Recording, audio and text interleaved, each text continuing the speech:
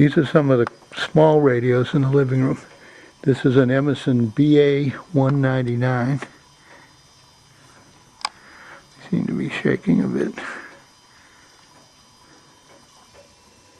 This is quite a pretty radio. Has a cute little dial. The cabinet seems to be nearly perfect. There are some white marks on it, but it almost looks like a little paint splatter that Forrest might have gotten on it when he was painting here. And I was able to get one off by just scraping carefully with my fingernail. Don't seem to be any breaks or like that, any cracks. It's not plugged in, so I don't actually know if it works. It's not a plastic back radio, but it does have the back, and I don't know if you can see it, but it does say model BA-199 Emerson radio.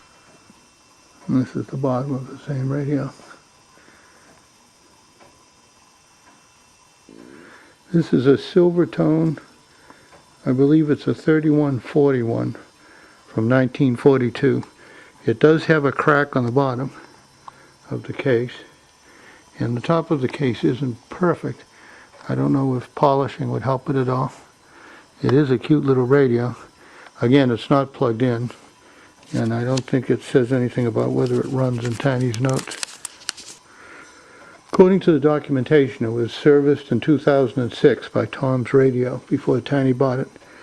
And it says that it was quite a bit of work done on it. It says it runs good for TRF. So this is a tuned radio frequency radio. This is an Arvin 422 from 1941. It's a metal cabinet. Cabinet seems to be in good shape. It's got a cute little tuning dial here. The notes say that it is untested. In fact, there's no power cord on it at all. But the case itself, you know, I guess it's not perhaps completely perfect, but it looks awfully nice. So it is a cute little radio. This is a cute little Emerson. It doesn't seem to have a model number on it. There are, you can see there's some white marks along here. I think that's probably a little mold. As you can see, I dusted there. I just used a cloth. I couldn't really get in and shine it. But the mold came right off, so I think that'll look fine. This is a Bakelite radio. And looks like it's in pretty good shape. Again, I'm not sure that it would work. There's no notes from Tiny on whether or not he did anything on this one or not. So again, it was sitting in the living room, not plugged in, on display. This is an Emerson Model 108. It's an AC/DC superhet. Has two bands, about almost 10 inches tall, 9 3/4 inches tall. Looks like a very pretty radio. Again, it's not plugged in, so I can't guarantee that it works. The case looks good. It's a little dusty, but it's a very pretty little radio. I know Tiny really liked these radios.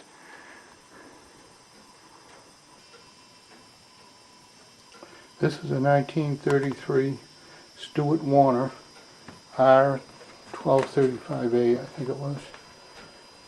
It's been refinished. Tiny bought it like this in running. It says that it does work. Again, it's not plugged in. It's, I think, quite a collectible radio. I think the price on it that maybe Tiny paid for it was something around $400.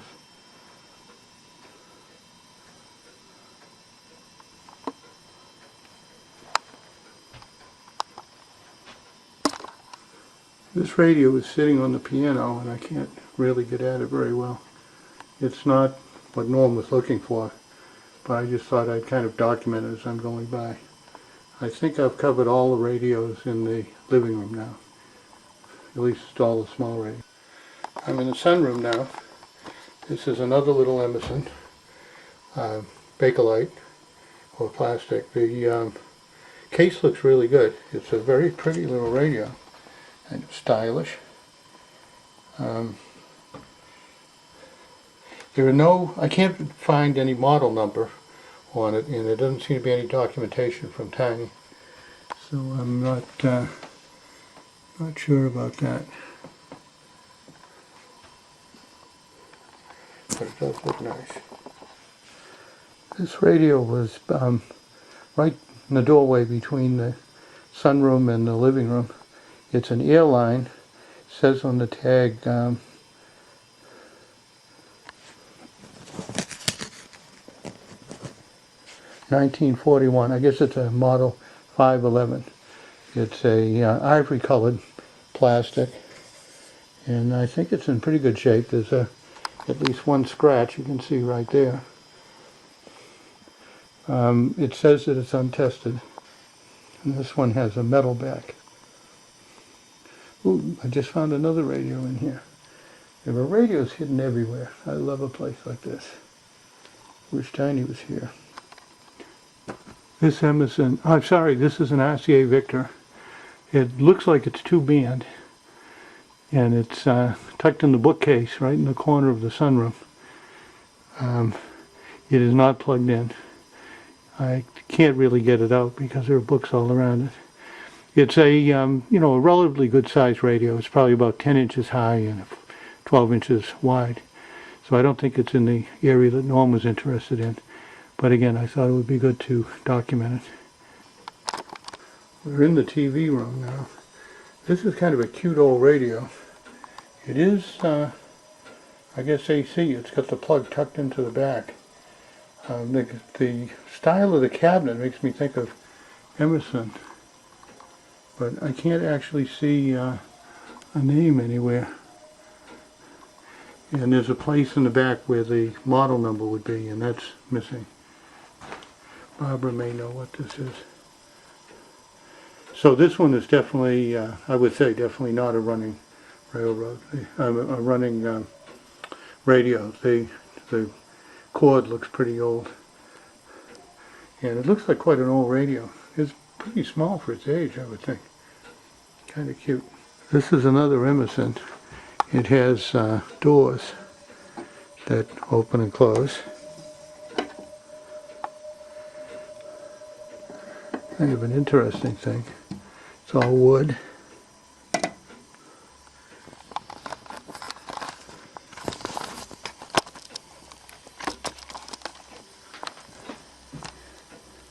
So I don't know if you can see, but way down here on the bottom, it says Emerson Radio and Television, which kind of surprised me, so may not be as old as I was thinking.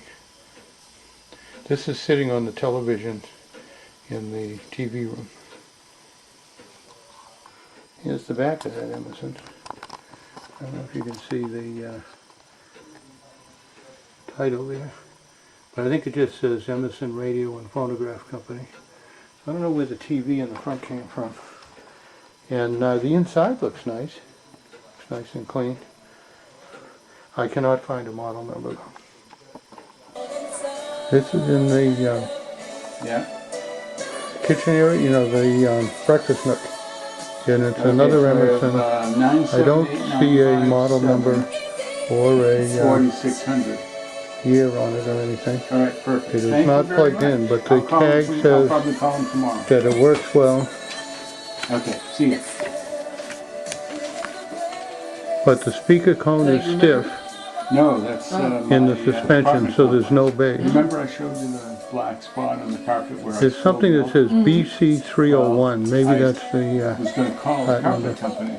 This is a fairly small one, probably about 8 inches even though I'm paying for by it. 10 inches, maybe something like that, and has a handle on top. Talk to them. This is the back. It's not to me. It's missing the back. This is an RCA Victor 45X3. It's not plugged in. There was no tag to say whether it works. It's right at the bottom of the stairs going down cellar, on top of, I think, an Atwater Kent. It's a wooden case. Case seems to be in pretty nice shape. Tuning dial works.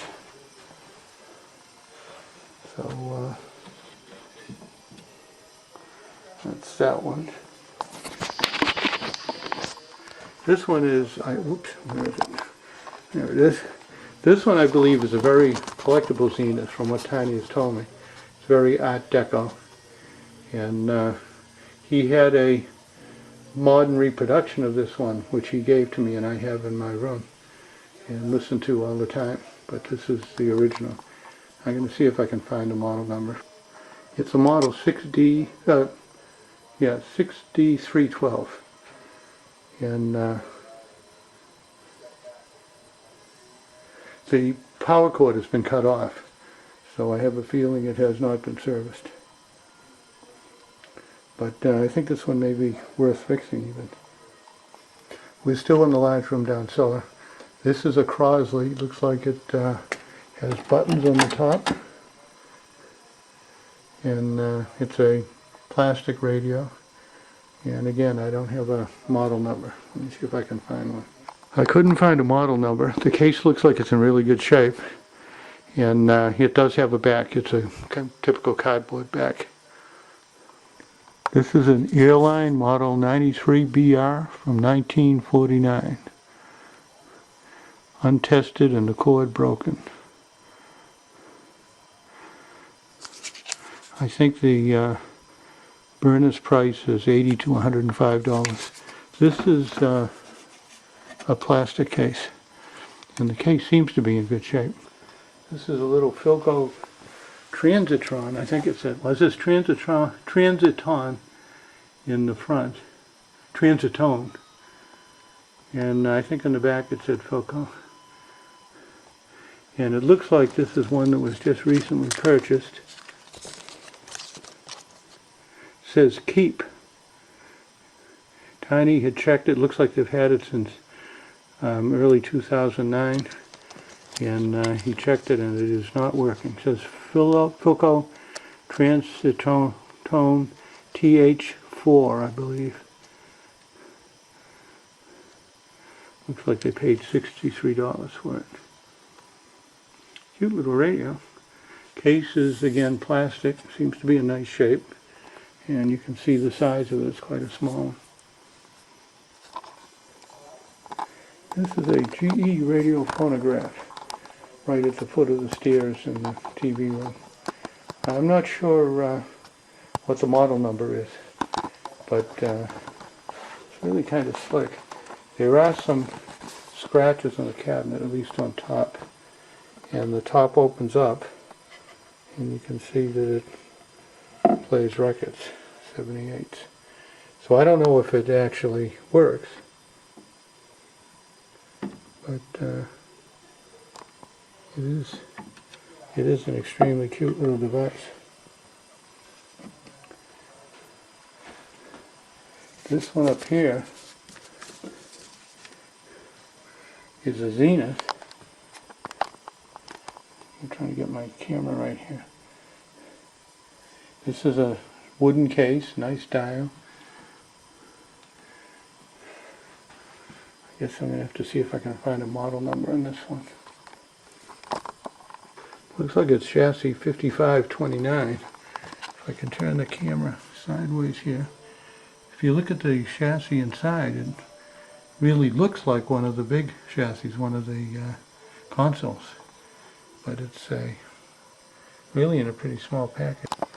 It has 5 push buttons, and it looks like it has a 2-band radio. Nice looking little radio. Just above the Zenith is this fader. This is quite a large radio. Looks like it's about maybe 8 inches tall and 14 inches wide.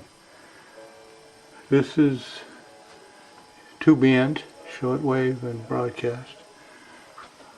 Plastic case. Really quite a pretty radio. Next to it is this 1940 Firestone. It says the model number is S7426-6 from 1940. It says not working, slight hum. And then finally over here is another Emerson. I expect this is a more valuable radio because of the cream-colored Bakelite. This is also 2-band. And I don't see any information on it. These are all, if I pull back here a little bit, you can see these are all sitting. Oh, here's another one. Look at, I didn't even see it. Down here is another Zenith. This one has dial like on the big radios. Looks like it's probably 3-band.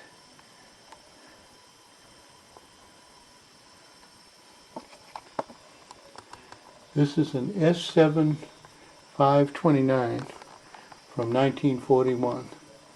It's a 7-tube super heterodyne, including heater, cathode, rectifier tube, wave magnet, RF circuit, 6-inch speaker, television buttons, American and foreign broadcasts, automatic tuning, radio organ, walnut finish cabinet, 15¼ inch wide. Cost $39.95 in 1941. Whoops, I moved off it. Where is it? So I was reading from a folder that Tiny has here, right next to it. So if that radio works, that would be a very nice radio. Here's a very nice RCA Victor, probably from the late 30s. The dial looks very similar to the one my father had when I was a kid in the living room. It does have a tag in the back, but I couldn't get at it, and I don't have time right now to move it. So just document it's here, sitting on top of this Grundig. This is a nice little RCA Victor Bakelite radio. This is fairly small.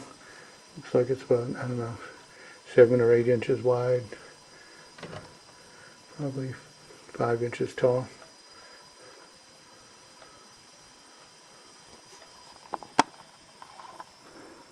This is a 9TX31, and it does have a back, and stuff is really crammed in it when you look at it. This is sitting on top of a radio, which is a much bigger radio.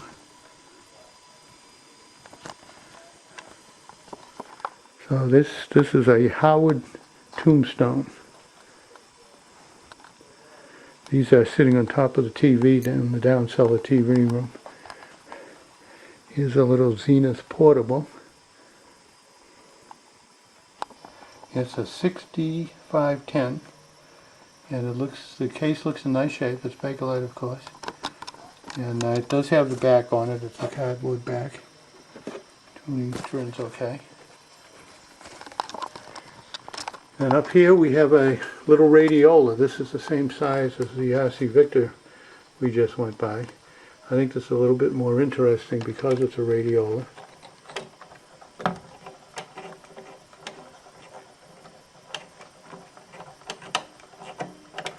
Kind of a cute way of tuning.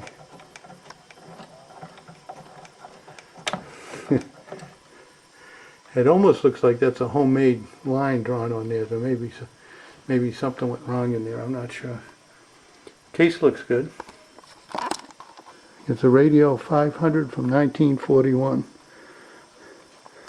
And this radio beneath it, I guess, would be called a Tombstone. You probably can't see it too well because the light right next to it. It looks like it's been refinished, and I believe it's a Philco. I don't know the number on it. Here's another Emerson in a wood case. Trying to see if I can show the dial.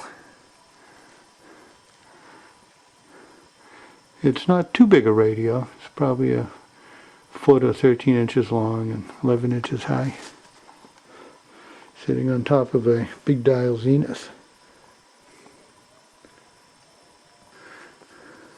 Some of the little RCA, similar to the one we just saw, and similar to the radiola. They're all, I think, pretty much the same radio. I'll see if there's a model number on this one. It's a 45X1, 1939. Tiny says it works excellent, and I guess he paid 70 bucks for it. This is another radio phonograph combination, a D-Trolla wood case. Good size unit. And looks nice inside. This actually has 2 tone arms. Maybe it's a 2-speed. Okay, I guess based on what it says inside, this is actually a recorder. So you can record a radio program onto a record. Maybe that's where some of the radio programs that we've had came from. A couple more Emersons down here. I think this is very similar to another one we saw. Again, I'm not going to try to get the model number right now. Then there's a cream one back here. It says Emerson 336, 1940, in Stein for $350. Not tested. And this little one is a Westinghouse WR166LW. Again, a cute little radio, and I think that was Bakelite. Let me see if I can reach in. Yes, it is Bakelite. So I think that finishes this room, except for this table. I did a couple of them, I guess, but I'm running out of gas here. Here's a little brick-like Emerson. It says it's an AX211. I believe this is one that they just bought recently for resale. And I'm sure Tiny hasn't checked it out. It does have a power cord on it.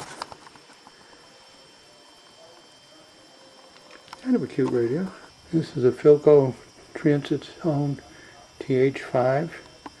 Has buttons on the top. You can see the letters. Looks like Barbara bought it for $45 in April of 2005. It says it's a 1939 model, untested, no cord. And I forget if I said it, but there is a crack on the bottom. You can't see it looking at the radio in its normal position, but if you look underneath, there is a crack. This one is a fader. They bought it for, it looks like $60. It's they don't know the model number. It says a hum from the speaker, but dead. The case looks okay. Needs cleaning to be shiny. This is a Fader 360G, or Tiny thought maybe a 260G from 1936. Berners has 240 to 325. Stein has $500, maybe 1937. It's more valuable because of the white plastic. Case I think looks pretty good. This is an airline model 62325, I think it was. I can't remember a number for a minute. I'm going to check it again. That's right, it's 5-tube radio. It does have a cord, and I don't know if it's tested. The case looks very good. This is another airline plastic case. Looks kind of rough.